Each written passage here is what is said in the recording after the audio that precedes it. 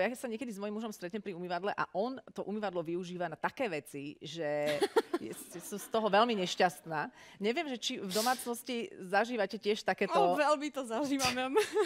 A práve predčerom alebo včera sme to veľmi dobre zažili, takže... Ale hovoríme o smrkaní, nehovoríme o niečom inom, dúfam.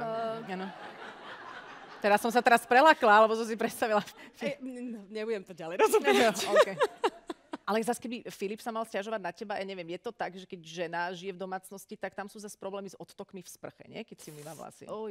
Áno. A ty to, ako to všetko? Áno, je to tak. My presne bojujeme s týmto, že ja nemám rada to, čo sa deje v umývadle a Filip neznáša to, čo sa deje v sprche. Ale ja to po sebe sa snažím aj vyčistiť. Je to síce niečo, čo naozaj veľmi nemusím, ale tak... Ale je to časť teba, je, Nelly, aj keď to tak visí. Bohužiaľ. Aj je to tak...